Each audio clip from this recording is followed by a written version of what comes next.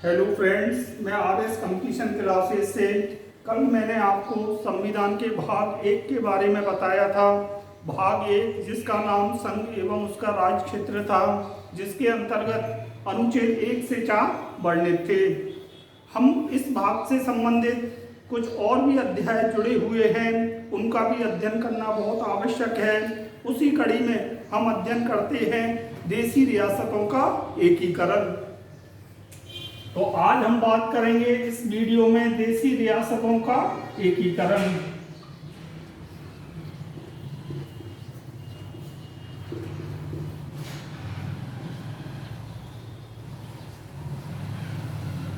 आपकी जानकारी के लिए बता दूं, जैसे ही हमारा देश आज़ाद हुआ 15 अगस्त 1947 को, उस समय भारत में 552 देशी रियासतें कार्यरत थीं, अर्थात भारत 552 देशी रियासतों में बटा हुआ था।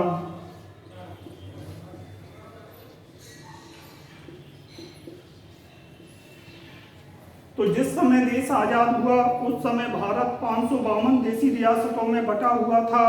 राजस्थान में भी 19 रियासत, 3 ठिकाने,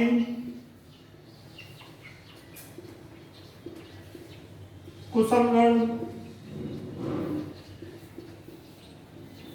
लावा,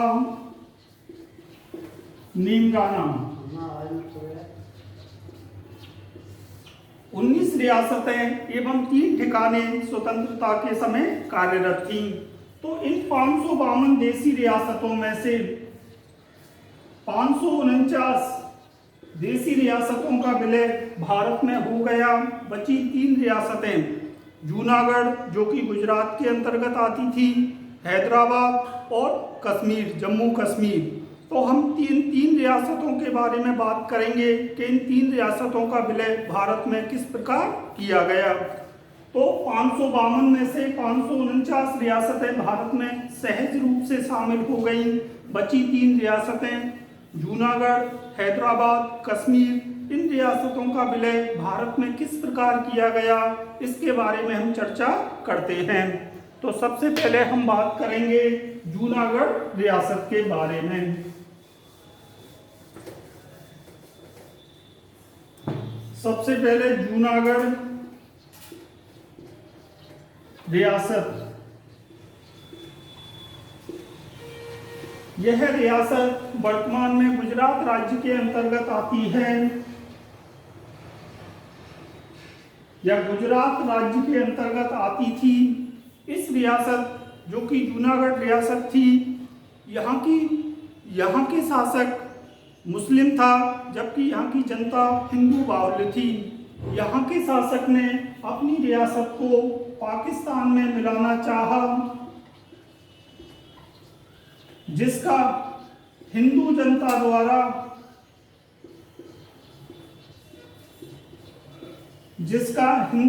द्वारा विरोध किया गया। 20 फरवरी 1948 को जनमत संग्रह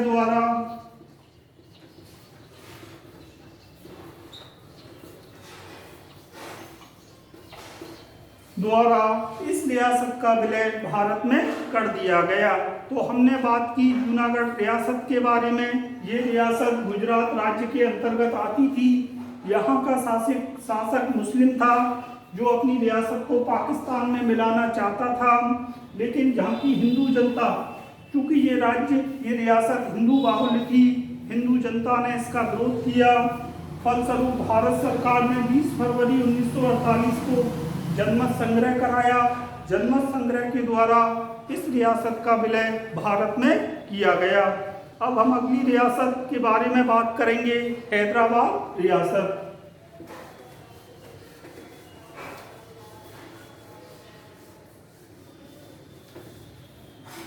अगली रियासत है हैदराबाद रियासत।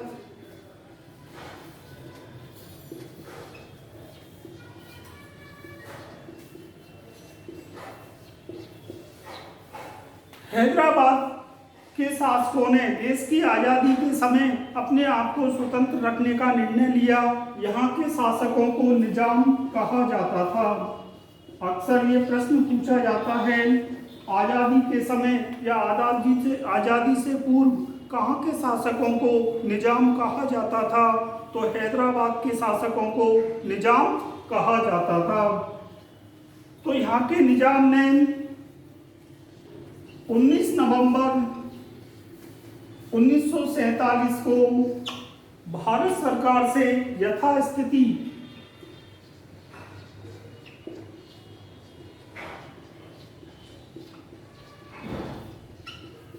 बनाए रखने का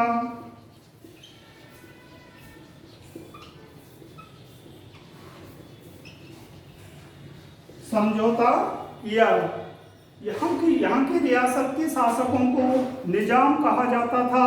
इनके सैनिक जो कि रजाकर कहलाते थे, क्या कहलाते थे? रजाकर।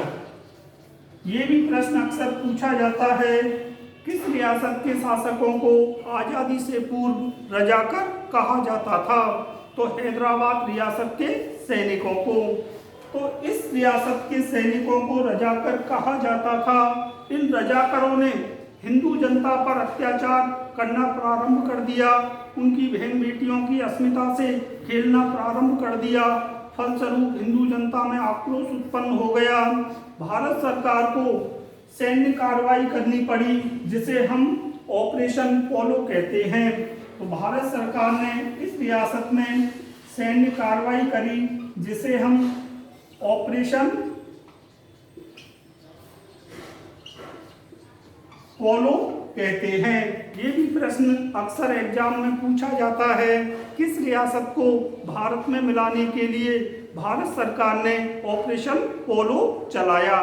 तो हैदराबाद रियासत को भारत में मिलाने के लिए भारत सरकार ने जो सैन्य कार्रवाई की, उसे हम ऑपरेशन पोलो कहते हैं।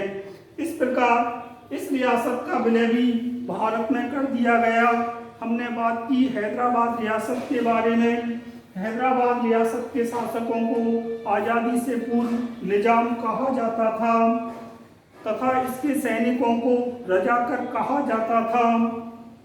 19 नवंबर 1947 को यहाँ के निजाम ने भारत सरकार से एक संधि की, जिसके द्वारा यथास्थिति बनाए रखने का वायदा किया।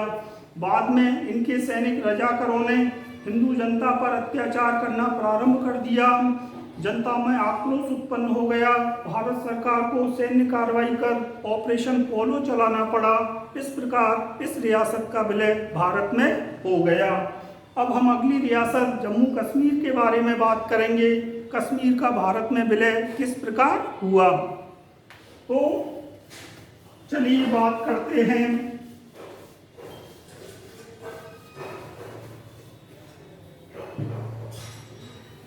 जम्मू कश्मीर रियासत का भारत में विलय।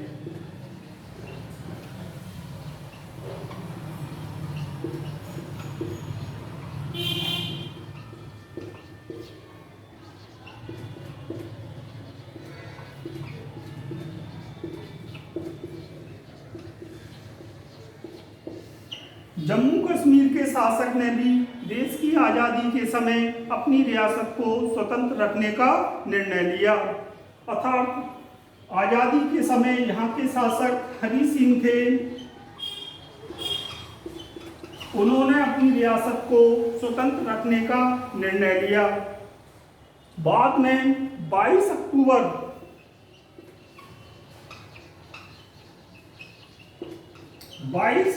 1947 को पाकिस्तानी सैनिकों ने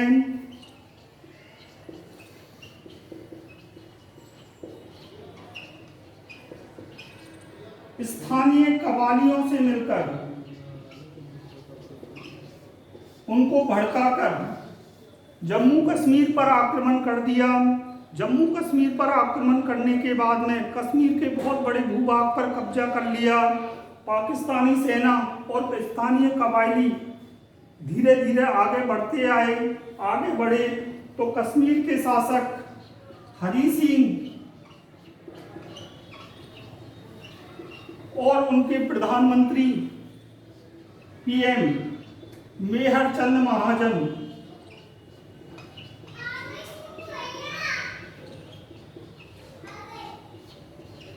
मेहर चंद महाजन ने 26 अक्टूबर 1947 को 26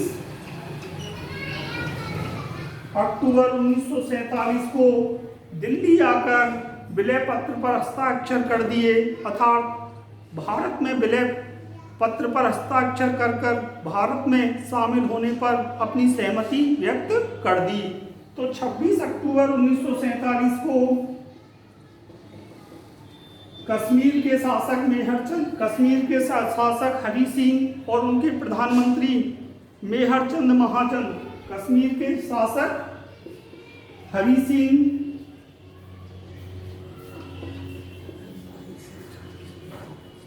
और प्रधानमंत्री मेहर चंद महाजन